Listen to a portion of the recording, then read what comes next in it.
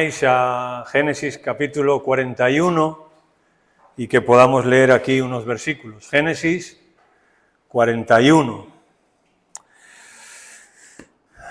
Vamos avanzando en esta historia de la vida de José y hoy pues un poquito más. Hoy es la primera parte y el domingo que viene la segunda parte del tema concreto de hoy. Génesis 41. ¿Vamos? ¿Habéis traído Biblia? Si no, ya sabéis lo que hacemos, que pasamos la ofrenda 2 veces a los que no la traen. Génesis 41, 1 dice así: Aconteció que pasados 2 años tuvo Faraón un sueño. Le parecía que estaba junto al río y que del río subían 7 vacas, hermosas a la vista y muy gordas, y pacían en el prado. Y que tras ellas subían del río otras 7, pero de aspecto feo y enjutas de carne. O sea, eso creo yo que significará flacas, ¿no? Jutas de carne, apretadas, ¿no? Bueno. Y se pararon cerca de las vacas hermosas a la orilla del río. Y que las vacas de feo aspecto y enjutas de carne devoraban a las 7 vacas hermosas y muy gordas, y despertó Faraón.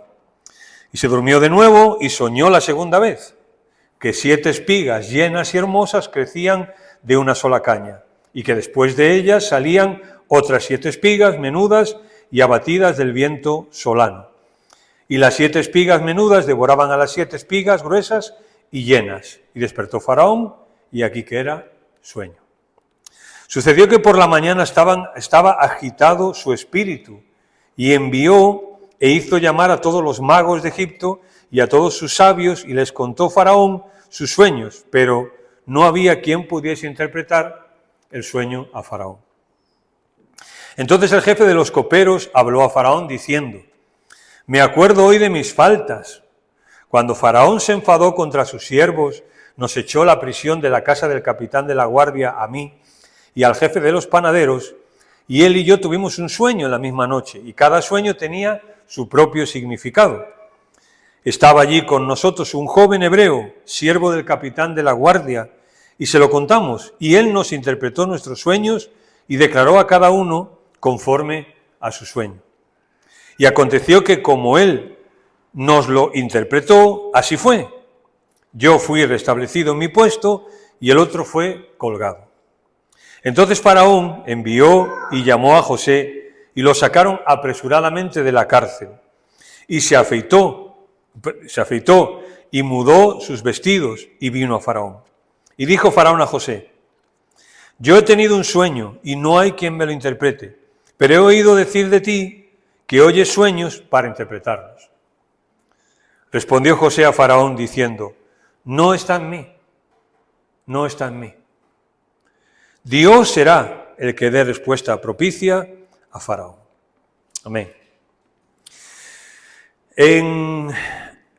Francis Drake fue un hombre que tuvo unos comienzos muy humildes y empezó en la marina inglesa como limpiador de cubiertas, como un marinero raso. Empezó y fue subiendo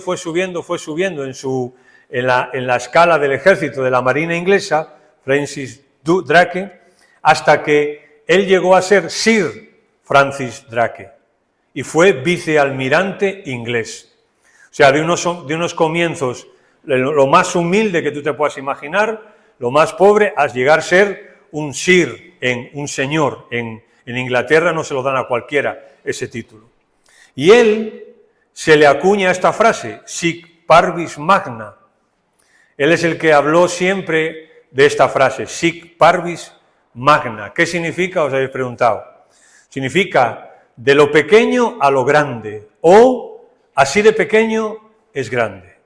De las dos formas se puede entender. De lo pequeño a lo grande, sic parvis magna. Y yo creo que esto con José también podíamos aplicarlo. La vida de José es sic parvis magna, ¿verdad? De lo pequeño a lo grande, o así de pequeño como José era, al final terminó siendo el segundo en Egipto, que era el imperio en aquel entonces más grande. Ahora bien, La filosofía de que para lograr algo hay que sufrir puede parecer cruel a veces, ¿no? Porque nosotros muchas veces decimos, ¿no? Que para madurar, para crecer, para forjar el carácter, tiene que ser a través de las luchas. Y es como una filosofía casi cruel, ¿no? O sea, si yo quiero lograr en el Señor bendiciones, y quiero hacer cosas, y quiero que Él me use, etcétera, tengo que sufrir, voy a tener que padecer luchas, voy a tener que padecer esforzarme, ¿no? Y parece así aparentemente una filosofía casi cruel, ¿no? O sea, ¿por qué voy a tener que sufrir yo para tener bendiciones? O sea, ¿no puedo tenerlas sin sufrir? ¿O por qué yo tengo que sufrir para tener un carácter conforme al de Cristo? ¿No podría el Señor darme un carácter conforme al de Él sin tener que sufrir y sin tener que luchar? Y cuando pienso en esto, pues al final caigo en algunas frases que algunos hombres en la historia han dicho. Por ejemplo, A.W. Tozer dijo: dudo que Dios pueda bendecir mucho a alguien antes de hacerlo sufrir. Dudo que Dios pueda bendecir mucho a alguien antes de hacerlo sufrir. Spurgeon, el gran predicador inglés, que tenía muchos problemas en su vida, enfermedades, depresión, tuvo muchos problemas Spurgeon.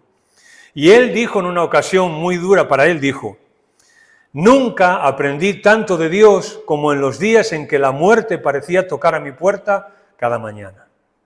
Y esto al final es así. Aunque luchemos contra esto, aunque como humanos, lógicamente, débiles como somos, etcétera, luchemos contra esta filosofía que parece ser cruel de tienes que sufrir, tienes que esforzarte, tienes que pelear para obtener las cosas buenas en la vida, para crecer tu carácter conforme al del Señor, para hacer su voluntad. Pero es así al final, es así. Y si queremos algunos ejemplos de esto, pues como ninguno José. Hasta ahora, esa es la historia de José. Porque si tú al final valoras a un hombre que tuvo un gran carácter, que incluso se usa como tipo de Cristo, que fue una persona destacable y notable en el Antiguo Testamento, todo eso él lo obtuvo a través del sufrimiento. Y a través de esforzarse, y a través de crecer, y a través de madurar, y a través de forjar el carácter de él.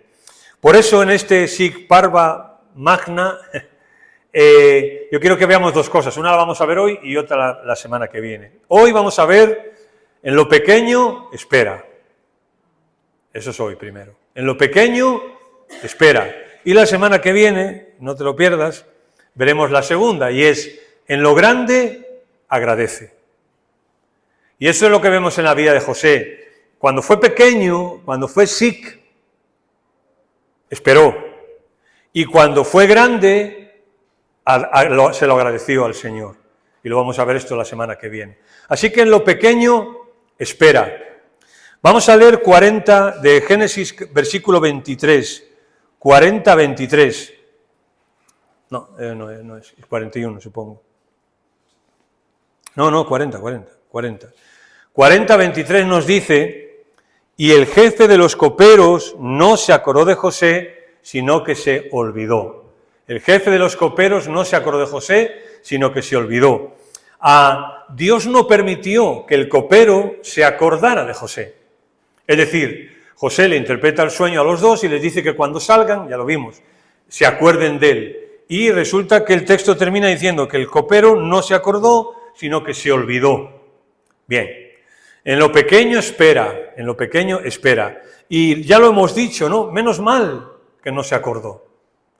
Porque lo que comentamos era que si el copero se hubiese acordado de José y lo hubiesen sacado inmediatamente, tal vez José hubiese regresado a su tierra con su familia o se hubiera ido lejos de ahí. Y todo lo que pasó después, que implicó la salvación de Israel, no hubiese ocurrido.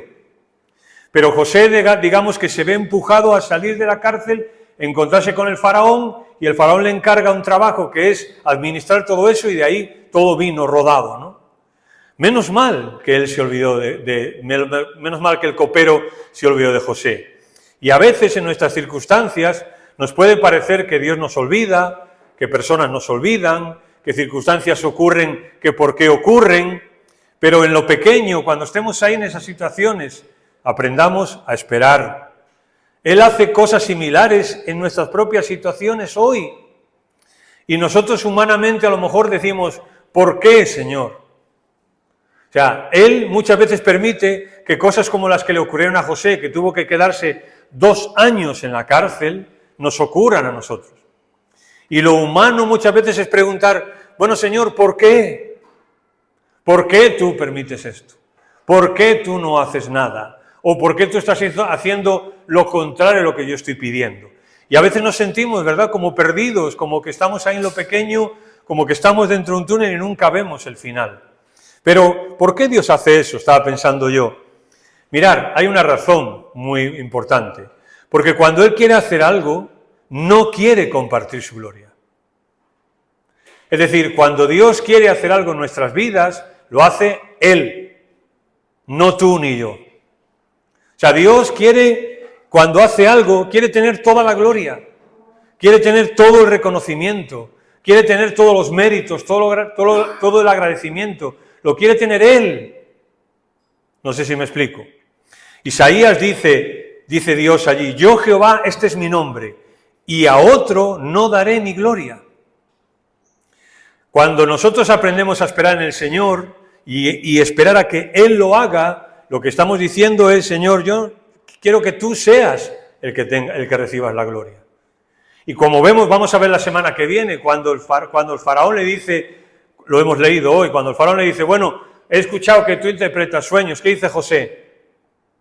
No, yo no interpreto nada, faraón, porque él se da cuenta que estaba en la cárcel hace 2 horas y ahora está delante del faraón con esa oportunidad. Y él reconoce esto, ¿no? Por eso Dios hace las cosas con nosotros. Por eso Dios a veces nos permite que no podamos solucionar nosotros las cosas, porque Él no quiere compartir su gloria con nadie. Y cuando Él lo hace a su forma, lo hace cuando Él quiere, como Él quiere, y donde quiere y con quien quiere. No comparte su gloria con nadie. A veces nos quebranta, sí, pero ¿para qué? Para que nos rindamos a Él. Es decir, muchas veces nosotros cuando tenemos una circunstancia negativa en nuestra vida, lo único que estamos pidiendo es que Él nos saque de esa circunstancia, de ese problema. Pero es que a lo mejor ha sido Dios el que te ha metido ahí. ¿Para qué? Para que te rindas a Él, para que reconozcas, para eso, ¿no? A veces no salimos de nuestros rollos porque todavía somos autosuficientes, porque todavía pensamos que podemos salir, que podemos solucionar las cosas, o podemos pensar que el tiempo va a curar las cosas, o que al final las cosas se van a arreglar, o que al final voy a poder yo, moviendo este hilo y moviendo el otro y haciendo aquello, solucionarlo, ¿no? O yendo a un médico mejor, no sé qué. No. Muchas veces Dios no nos saca de esas circunstancias porque todavía nos creemos autosuficientes. Y Dios a veces nos mete ahí ¿para qué? Para que nos rindamos a Él y para que reconozcamos que cuando Él haga lo que tenga que hacer, Él lo va a hacer Él, sin nada que tú puedas hacer.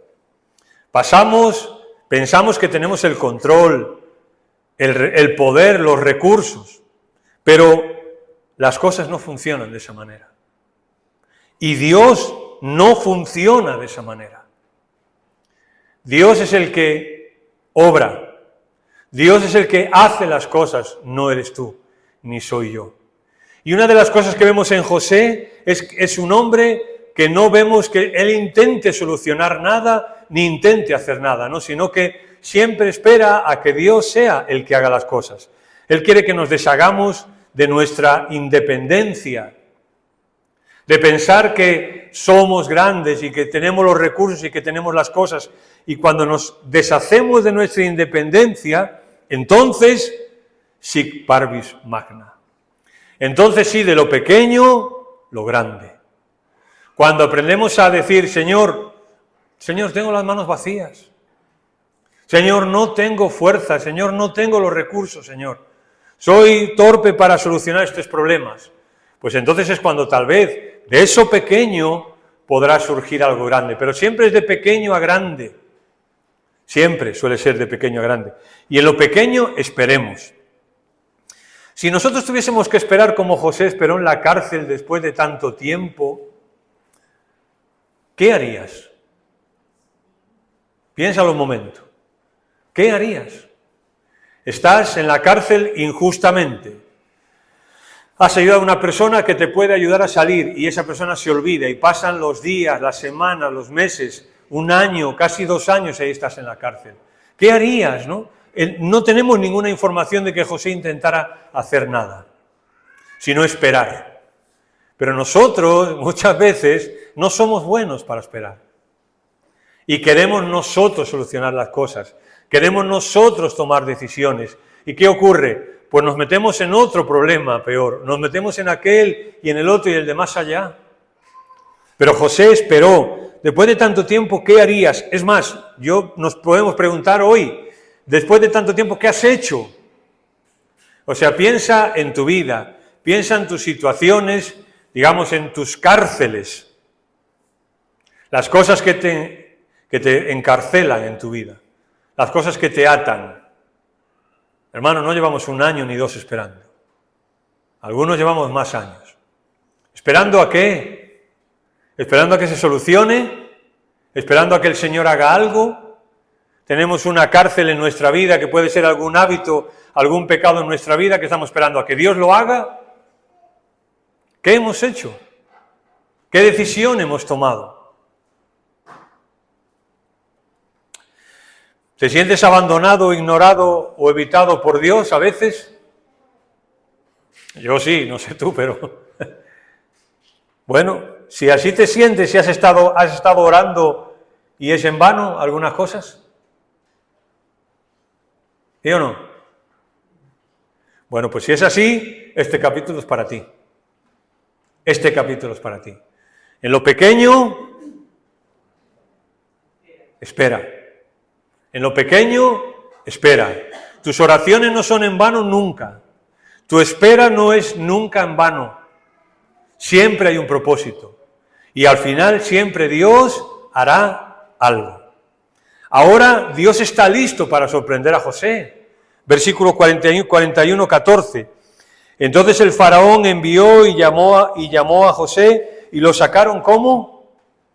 Apresuradamente de la cárcel. Y se afeitó y mudó sus vestidos y vino a Faraón.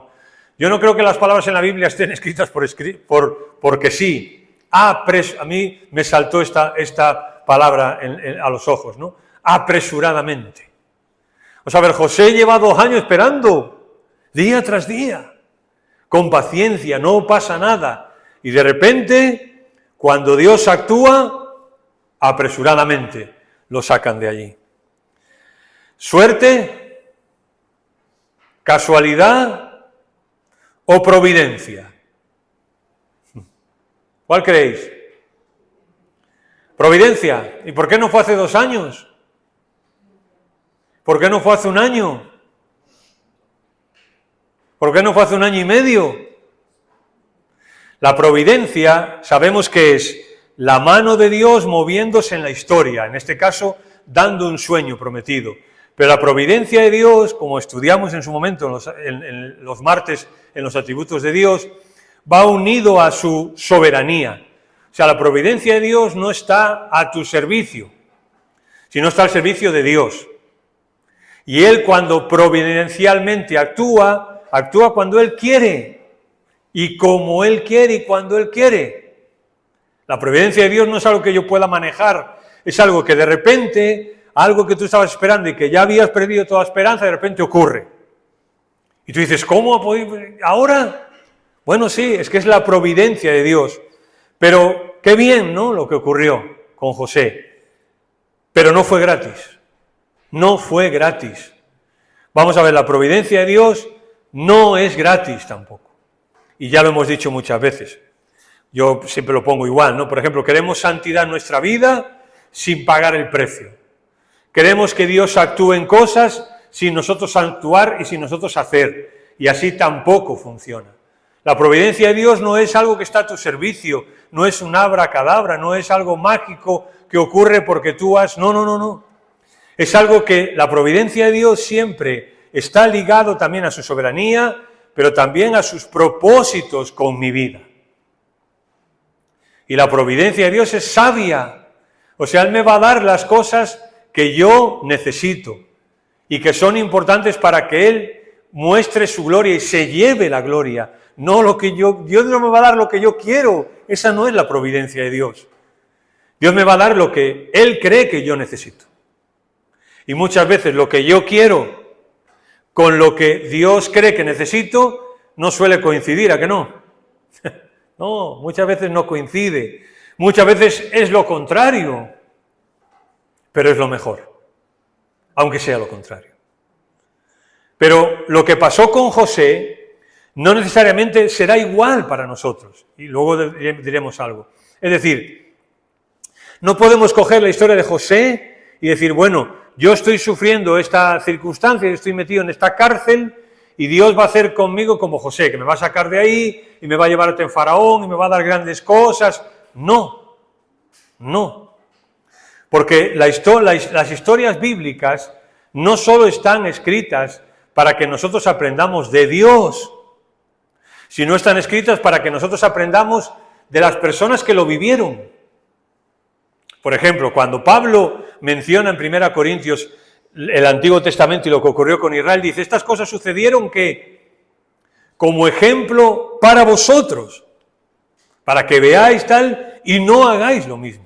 Es decir, cuando uno recuerda, Pablo lo que está diciendo es, cuando vosotros recordéis las historias del Antiguo Testamento, no solamente recordar, menudas cosas hizo Dios, está bien recordarlo, pero también tenéis que recordar lo que hicieron bien e imitarlo, o lo que hicieron mal y evitarlo el pueblo de Israel.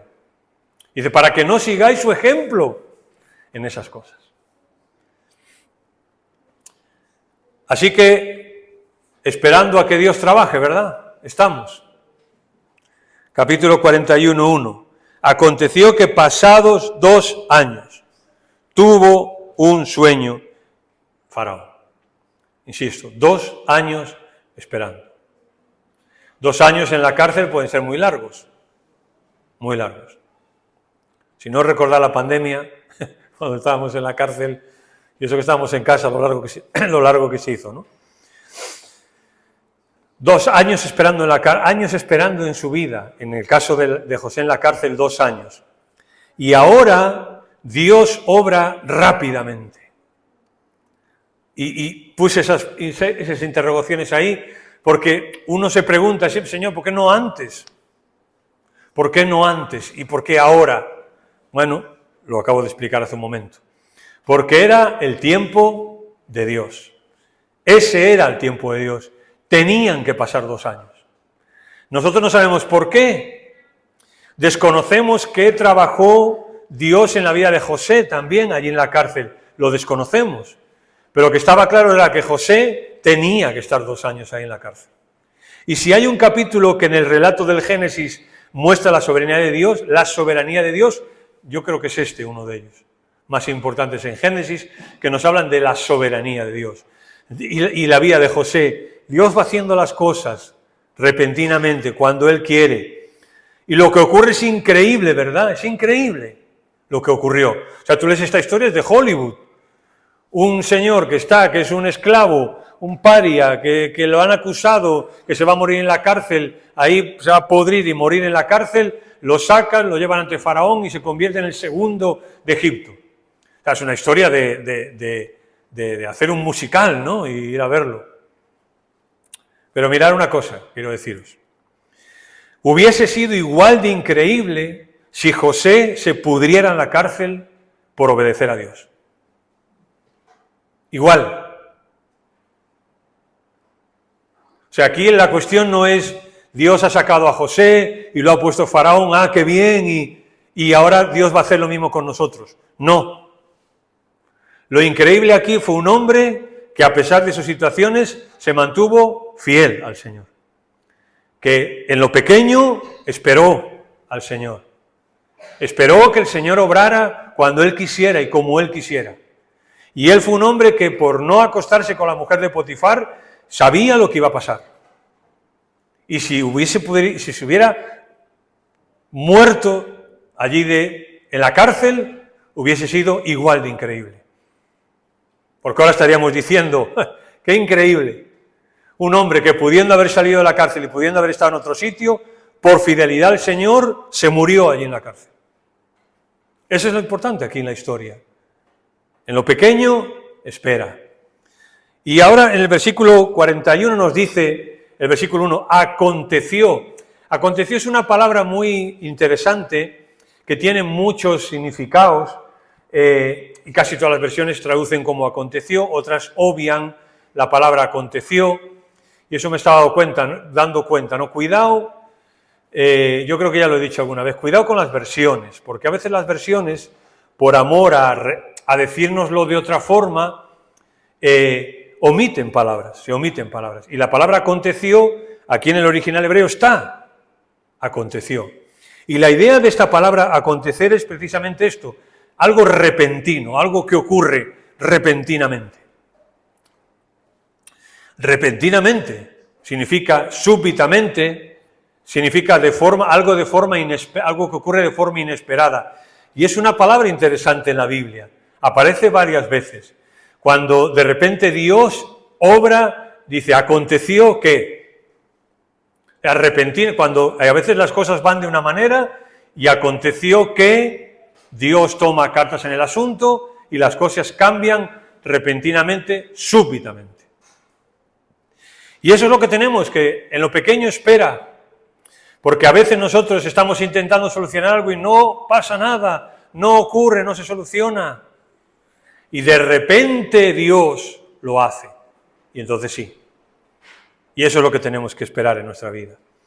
Es cuando Dios nos sorprende, cuando Él aparece de la nada, cuando tú no podrías haberlo organizado por ti mismo y Dios hace las cosas. Y esas son las cosas más bonitas. Las cosas tristes es cuando yo hago las cosas y cuando dependen de mí y cuando yo soluciono un problema. Las cosas bonitas son cuando vemos la mano de Dios obrar.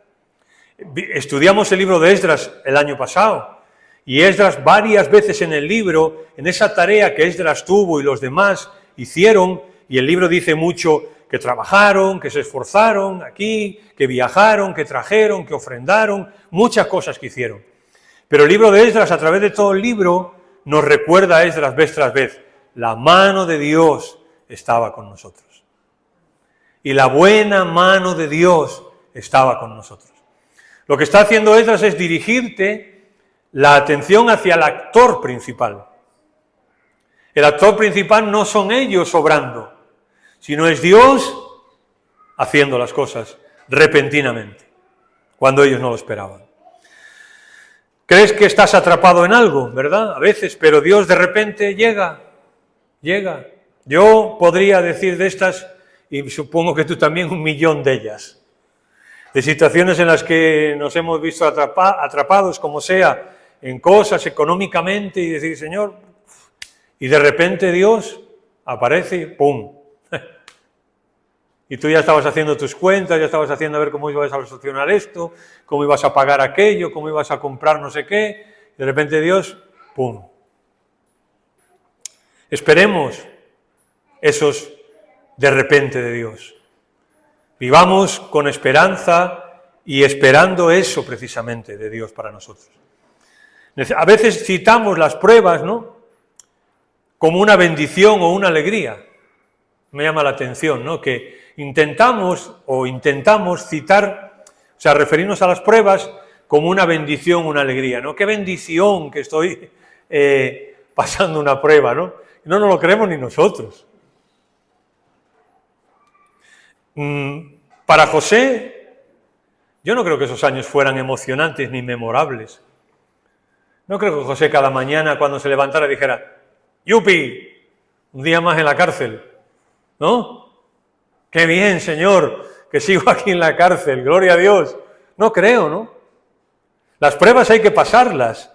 Y el libro de Génesis ni siquiera se esfuerza por mostrarnos algo de valor en sí mismo en lo que José está pasando. O sea, cuando tú lees todo el relato de José, no ves que el libro de Génesis está intentando relatar lo bien que fue y qué intriga más bonita, qué guión más bonito de esta película. No, todo lo contrario, ¿no? La sensación es que Dios estaba con José, pero cada vez le iba peor. Cada vez le iba peor. Jehová está con José y él está con Dios. Pero en la dificultad el carácter se forma en la dificultad. No pienses que eres menos por tu actitud en algún momento frente a las pruebas. Lo normal es pensar que hay esto de provecho. No hay nada emocionante de pasar una enfermedad, no hay nada emocionante de tener una necesidad, no hay nada emocionante de tener un problema. Son días duros, son días difíciles, y la Biblia no trata de ocultárnoslo. Y la Biblia dice, y probó Dios a tal persona. Y vemos cómo, pero Dios tiene otra cosa en mente, como he dicho yo a veces que lo cita Sproul. Dios tiene otra cosa en mente que hacernos felices. O Sproul lo dice, y Sproul dice, Dios no quiere que nosotros seamos felices, quiere que nosotros seamos santos. No quiere que seamos felices, quiere que seamos santos. Son dos cosas diferentes. No vemos a José con preocupación. Vemos a José sí ocupándose, por ejemplo, diciéndole al panadero y al copero, oye, cuando os acordaros de mí. Es lógico, José dice, oye, si hay una posibilidad de salir de la cárcel, pues salgo, ¿no? Pero no lo vemos con preocupación. Ya sea bueno o malo, lo que vemos no siempre es la realidad. Es decir, cuando yo estoy en una prueba metido, no veo nada bueno, ¿verdad? Todo lo veo malo, todo lo veo negativo. Y empiezo a decir, ¿y si me pasa esto? ¿Y si me ocurre aquello? ¿Y si más allá? ¿Y si no puedo? No sé qué, y tal. Y es difícil, ¿no? Pero no siempre es la realidad. Más allá de tu problema está el Señor con un propósito para ti y para mí. Eso hay que tener claro. ¿Eso qué pasa? En lo pequeño, espera. En lo pequeño, espera. Hace años le quitaron a golpe su sueño a José, pero ahora está ante Faraón. Sin darse cuenta, repentinamente. Yo pienso, ¿cuántas veces José habrá tirado la toalla ya a lo mejor y decir, bueno, aquí me voy a morir ya en la cárcel? Así una tras otra, este sueño ya, no sé, Señor, si se va a cumplir. No sé si esto que tú dijiste que vas a hacer, no lo dice la Biblia, no sé lo que pensaría José, yo sé lo que yo pensaría. Pero repentinamente, súbitamente, de forma inesperada, está ante Faraón. Súbitamente, de forma inesperada, el Faraón le dice, eso lo vamos a ver un poco la semana que viene, dice, mira, te voy a restituir, vas a ir en un carro, ¿y qué va a ocurrir cuando tú pases? Todos van a doblar las rodillas ante ti. Yo no creo que José eso lo quisiera, ¿no? Pero imagínate el corazón de José cuando escuchó eso. Y cuando recordó, ¿no?, lo que Dios le había prometido. Y cuando recordó lo que sus hermanos le habían hecho. Y cuando recordó lo que la mujer de Potifar le había hecho. Y otras muchas personas. Su corazón saltaría, ¿verdad?, de alegría. Porque vio por fin que aunque Dios aparentemente había tardado, aunque las cosas no habían sido fáciles, Dios le estaba dando aquello que le había prometido. ¿Por qué? Porque Dios no es hombre, dice la Biblia, ni hijo de hombre, ¿para qué? Mienta. A Dios no puede mentir. Dios, si va a hacer algo con nosotros, si te dice que va a hacer algo, lo hará, sí o sí. Sí o sí. Lo que vemos es todo lo que hay que ver, todo. Cuando hablamos de en lo pequeño espera, y tú dices, Antonio, es que yo no veo nada. Bueno, pues es todo lo que tienes que ver, nada. Cuando llegue su momento, verás las cosas. Pero de momento, lo que vemos es todo lo que hay que ver. No hay que tener una bola de cristal, a ver qué va a pasar mañana, a ver qué va a pasar dentro de un año.